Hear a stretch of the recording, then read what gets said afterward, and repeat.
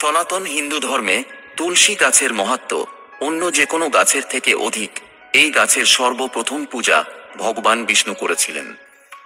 শ্রীহরি বিষ্ণু বলেন, যে প্রকার দেবী লক্ষ্মীর থেকে বৈকুণ্ঠলোক ঐশ্বর্য প্রাপ্ত করে, সেই প্রকারেই তুলসীর জন্যই বৈকুণ্ঠলোক শুদ্ধতা প্রাপ্ত করে থাকে। পৃথিবী লোকে যে স্থানেই তুলসী গাছ থাকবে, সে স্থানে কখনো খারাপের বসবাস হবে না। এরকম স্থান সবথেকে অধিক পবিত্র হবে। এজন্য আমাদেরকে আমাদের ঘরে তুলসী গাছ অবশ্যই লাগানো উচিত।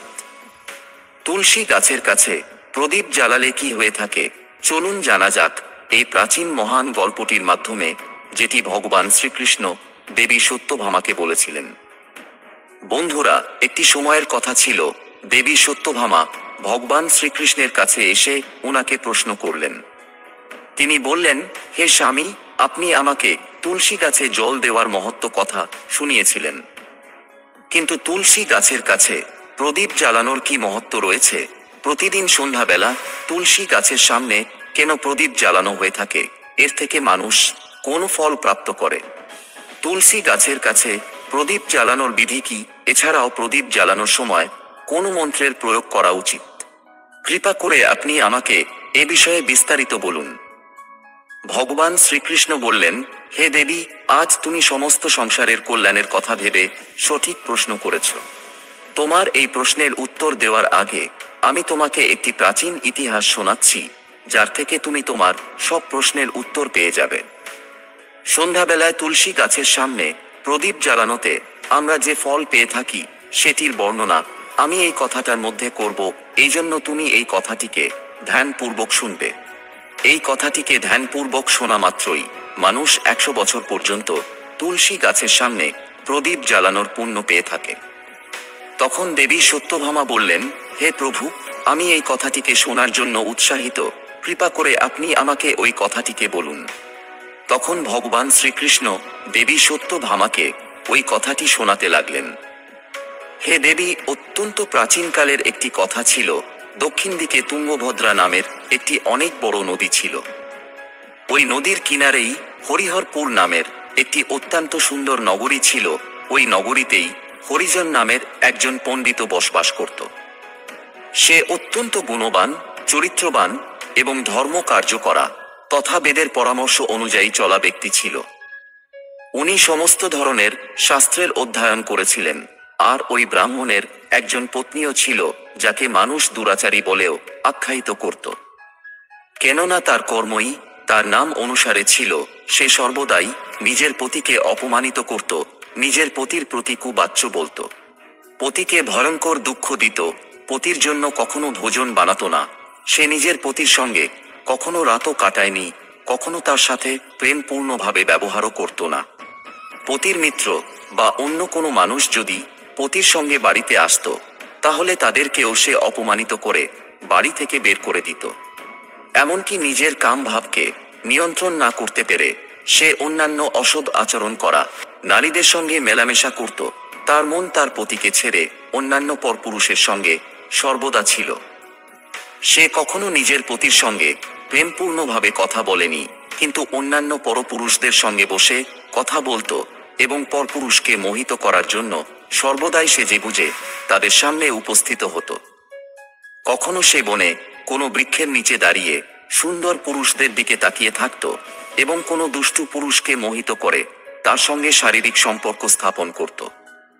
ঠিক এমনভাবেই একদিন সেই নারীটি একটি গাছের সামনে গিয়ে দাঁড়িয়ে পড়ল। তার হৃদয় কাম উত্তেজনায় ভরে ছিল। সে কোনো সুন্দর কামী পুরুষের রাস্তা দেখছিল, কিন্তু অনেক সময় পার হয়ে যাওয়াতেও সেদিন ওই স্থানে কোনো পুরুষ আসলো না। এই জন্য সে অত্যন্তই দুঃখী হয়ে গেল এবং প্রিয়তমার খোঁজে এদিকে ওদিকে দেখতে শুরু করলো। আর ওই দিন তার সব পরিশ্রম ব্যর্থ হতে দেখে সে ওখানে দাঁড়িয়ে থেকে নানা প্রকার কথা বলে বিলাপ করতে শুরু করলো। সে বলতে লাগলো, আজ তো এই রাস্তা দিয়ে কোনো রকম সুন্দর পুরুষই এলো না। এখন আমি আমার শরীরের ক্ষুধাকে কিভাবে শান্ত করি? আজকে আমার রাত কিভাবে কাটবে? এইভাবেই সে জোরে জোরে চিল্লাতে শুরু করলো। সেই জঙ্গলেই একটি ভয়ানক বাঘ বসবাস করত। সেই পাপী স্ত্রীটির কথা শুনে সে জেগে উঠল এবং লাফ দিয়ে সেই স্ত্রীটিকে ভক্ষণ করার জন্য তার কাছে দৌড়ে গেল। ওই ভয়ানক বাঘটিকে দেখে সেই স্ত্রীটির ভয়ে ঘাম ছুটে গেল, সে ভয়ে থরথর কাঁপতে শুরু করলো। ওই পরিস্থিতিতে সেই নারীটি কোনো কিছু করবে তার আগেই বাঘটি তাকে ঘায়েল করে দিল এবং ওই স্ত্রীটি মাটিতে পড়ে গেল। মাটিতে পড়ে যেতে আর সেই স্ত্রীটি চিল্লিয়ে বলল, আরে বাঘ, তুই কেন এখানে এসেছিস আর আমাকে কেন মারছিস? আমি এখানে আমার প্রিয়তমাকে খুঁজছিলাম। তুই আমাকে ছেড়ে দে, আমাকে খেয়ে তুই কি পাবি? সেই নারীটির এমন কথা শুনে ওই বাঘটি কিছুক্ষণের জন্য দাঁড়িয়ে পড়ল এবং হাসতে হাসতে তাকে বলতে শুরু করলো, হে দুষ্ট নারী, আজ বিধাতা তোকে আমার খাবার হিসেবে পাঠিয়েছে। তোর মতন পাপী স্ত্রীকে ভক্ষণ করাই আমার কাজ, এর ফলেই আমি এই শরীর থেকে মুক্তি পাব। তখন সেই নারীটি বলতে শুরু করলো, হে বাঘ, তুমি কে? তুমি আমাকে সত্য করে বলো, তোমাকে কোন কারণে বাঘ হতে হয়েছে এবং তুমি আমার মতো স্ত্রীদের ভক্ষণ কেন করো? প্রথমে আমাকে সব কথা বলো আর তারপরে আমার ভক্ষণ করতে পারো। তখন ওই বাঘটি বলতে শুরু করলো, হে পাপী স্ত্রী, আমি তোকে আমার পূর্বজন্মের কথা শোনাচ্ছি, শোন কোন কারণে আমাকে বাঘ হতে হয়েছে। পূর্বকালে দক্ষিণ দিকে মল্লাবহ নামের একটি নদী ছিল। ওই নদীর কিনারে একটি মণিপর্ণা নামের নগরী ছিল। ওই নগরেই আমি বসবাস করতাম। আমি একজন ব্রাহ্মণের পুত্র ছিলাম এবং নদীর কিনারে বসে যজ্ঞ আদি ইত্যাদি কাজ করতাম। আমি ওই জন্মে অনেক পাপীদের জন্য যজ্ঞ করেছি। ওই পাপীদের ঘরের ভোজন গ্রহণ করছি। আমি ধনের লোভে অনেক পাপীদের জন্য কাজ করেছি। যে বস্তুগুলির দান ব্রাহ্মণদের কখনো নেওয়া উচিত নয়, ওই সব বস্তুগুলিকেও আমি গ্রহণ করেছি। দান নেওয়ার বাহানায় আমি অন্যদের থেকে অর্থ সম্পত্তিও নিতাম, কিন্তু তাদেরকে কখনো সেগুলি আর ফিরিয়ে দিতাম না। এই প্রকারে পাপ করতে করতে আমার অনেক বছর কেটে গিয়েছিল আর আমি বুড়ো হয়ে গিয়েছিলাম। আমার চুল পেকে গিয়েছিল, চোখ কমজোর হয়ে গেছিল, মুখের সব দাঁত পড়ে গিয়েছিল। কিন্তু এরপরেও আমার দান নেওয়ার অভ্যাস ছেড়ে যায়নি আর আমি পাপ করতেই ছিলাম। আর তারপর একদিন ধনের লোভে আমি নদীর কিনারে গেলাম এবং অন্য লোভী ব্রাহ্মণদের সঙ্গে মিলে আমরা সাধারণ মানুষদের ঠকাতে শুরু করলাম। ভুল মন্ত্র, মিথ্যা বচন আর কোনো বিধি ছাড়াই দেবদেবীর পূজা করে আমরা অনেকগুলো ধন দান নিয়ে নিতাম। আর তারপর একবার ওই স্থানেই একটি অসুস্থ কুকুর আমার পায়ে কেটে নিল আর আমি অজ্ঞান হয়ে পড়ে গেলাম। আর ওই সময়ই আমার প্রাণ চলে গিয়েছিল। তারপর দুইজন যমদূত ওখানে প্রকট হয়েছিল আর আমাকে ধরে যমপুরীতে নিয়ে গেল। ওখানে যমরাজ চিত্রগুপ্তকে আমার পাপ পুণ্যের হিসাব দেখাতে বললেন। তারপর চিত্রগুপ্ত বলতে শুরু করলো, হে ধর্মরাজ, এই ব্রাহ্মণটি ঘোর অপরাধ করেছে। এই ব্যক্তি অন্য ব্যক্তিদের মিথ্যা কথা বলে তাদের থেকে ধন লুটে নিয়েছে।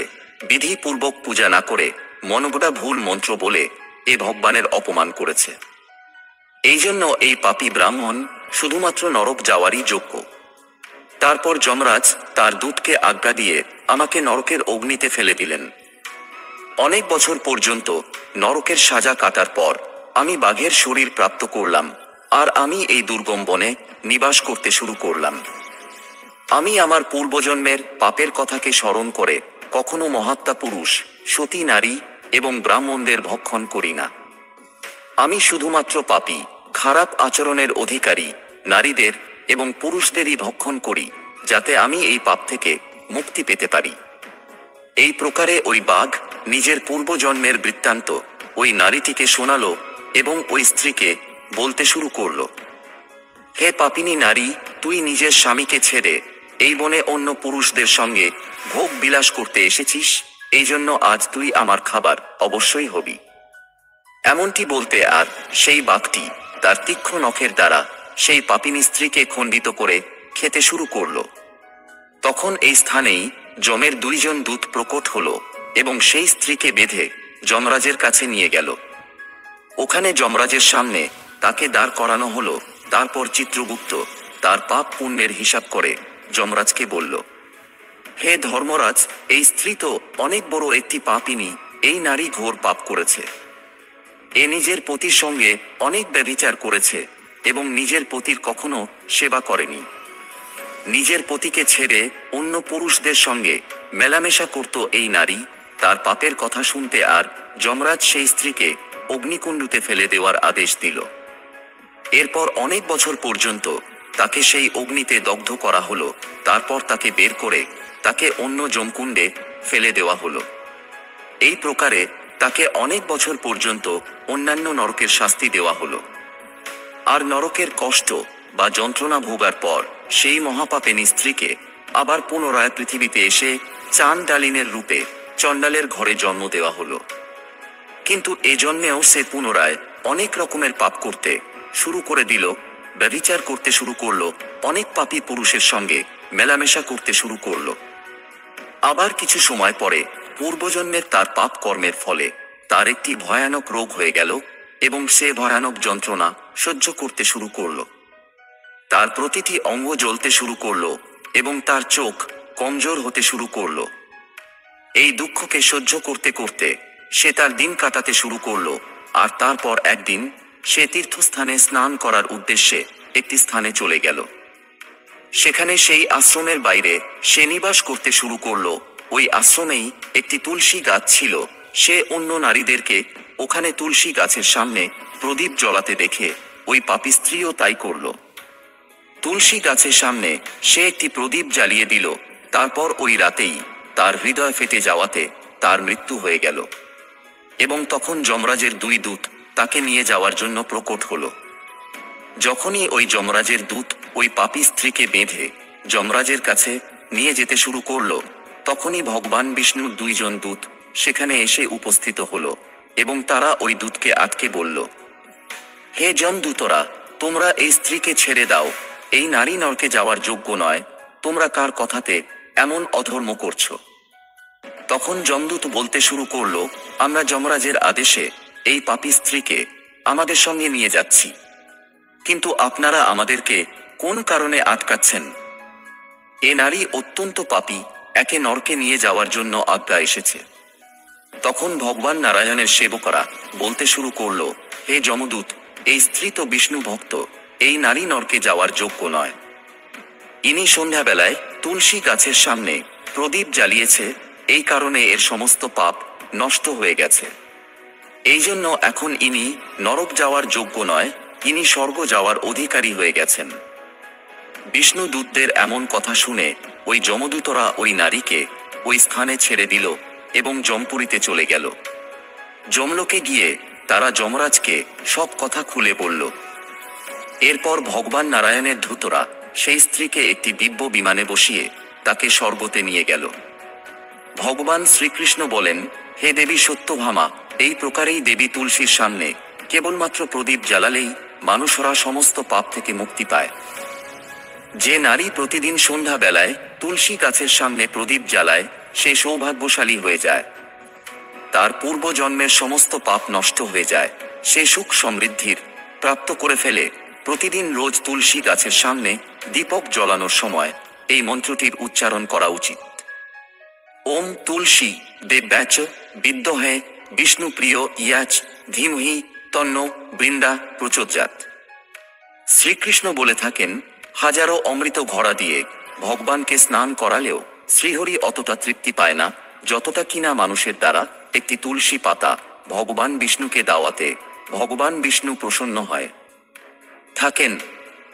10,000 গরু দানে মানব যে ফল প্রাপ্ত করে ফেলে, সেই ফল সে শুধুমাত্র একটি তুলসী পাতা দানে পেয়ে থাকে।